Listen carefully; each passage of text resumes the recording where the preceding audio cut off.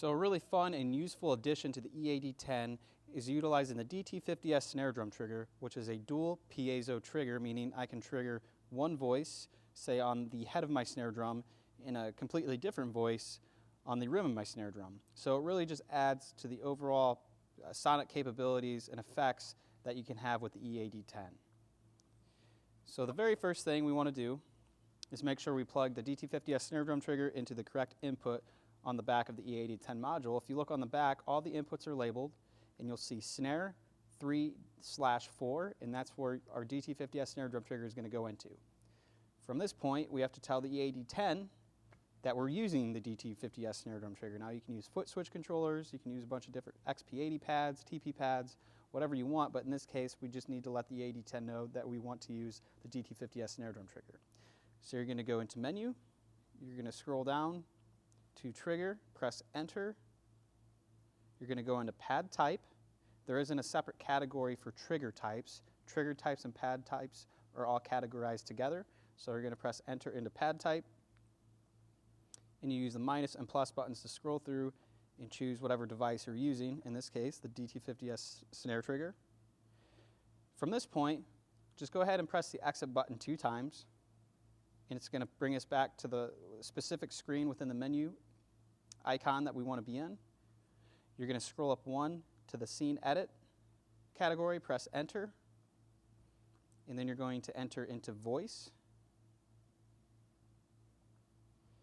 Now from this point, if you notice, when I tap on one of the piezos or one of the zones on my DT50S snare drum trigger, if you look at the top right hand side of the screen, you notice it changes. So we have snare-R, so that's going to be one of the zones. In this case, we'll go ahead and assign, say, a cowbell to the rim of our snare drum. And then for the actual face of our snare drum, go ahead and tap the other zone. Now you can also put this directly onto the snare drum, and when you strike that surface, it'll automatically change the zone so that you can assign the proper voices that you wish to those specific zones. And there, I'll go ahead and use a tambourine, say for the face of my snare drum. So I have a tambourine sound and a cowbell sound assigned to my snare drum.